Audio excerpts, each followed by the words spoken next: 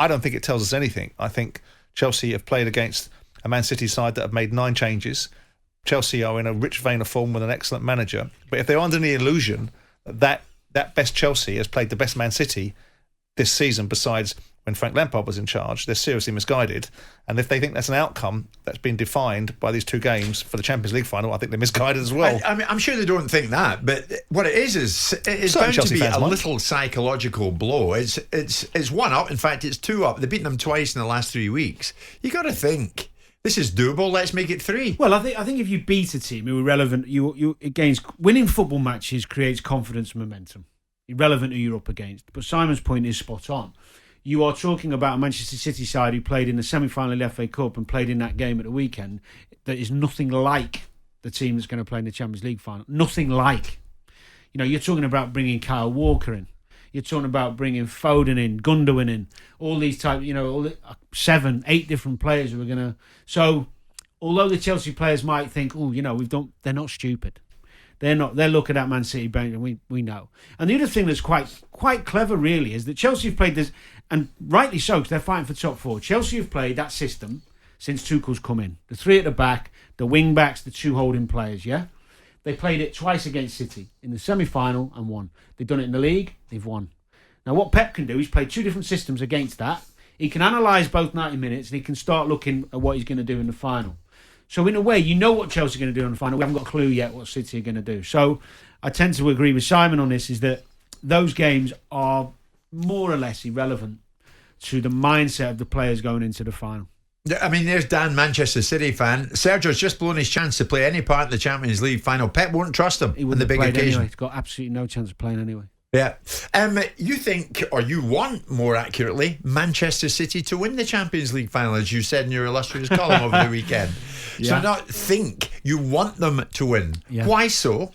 Well, I love football. If you take the loyalty away of me being a Liverpool fan, what City have done over the last few years, the amount of pleasure they've brought in the way they play, the way Pep conducts, gets his team to perform, the style, the whole package really of what City are about is what I like. Good football, variation, creativity, pace, patience. It's been a phenomenal couple of years watching Liverpool and City go at it. But I think this is, I can't really say deserving until you win it, can you, in football? But what they've done over a few years, you would rather see Pep and Man City win it, I think. Would? I think most would, because of what they've given, rather than Chelsea coming in last minute, manager been there 5 minutes, playing a pragmatic way, coming in and winning a final. Yeah, but that's a story in itself, isn't it? It is a great story, and they've been brilliant. Just saying against Tuchel. Just saying against Chelsea per se, but Man City, in terms of what they've given to us and what they've contributed to the football, the game, the Premier League, in the last 3 or 4 years has been phenomenal. Do you want Manchester City to win the Champions League final, Simon? Yes and no, actually. I want them to win because it lays the ghost of the accusation that they haven't won this tournament, which other sides and other pundits can observe is a failing in their armoury. So I want them to do it from that point of view. I also want them to, because it completes the £2.5 billion fairy tale that we've all watched with a degree of interest. I also have the mixed emotion because I'm a Londoner, and of course as a Londoner I would want Chelsea to be successful.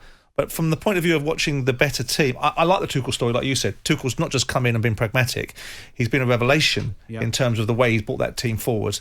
And he's, with the exception of the West Bromwich Albion game and probably the first one against Wolves, Chelsea have been quite a compelling proposition.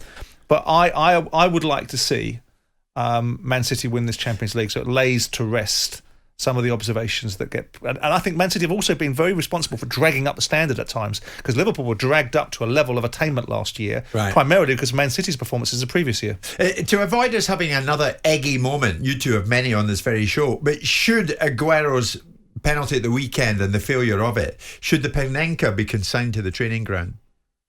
If I was a manager, no player of mine would be doing it. There you go. Simple as that. Yeah, I'm kind of with that. Mr. Chairman? What would you be thinking if your boy? I want a penalty taker to run up and take the goalkeeper in the back of the net with the ball, not chip it into his hands. That's Sergio told. 11:30. Jim White and Simon Jordan, Monday to Thursday morning, 10 till 1. on AM, on DAB, via the talkSPORT app and on your smart speaker. talkSPORT.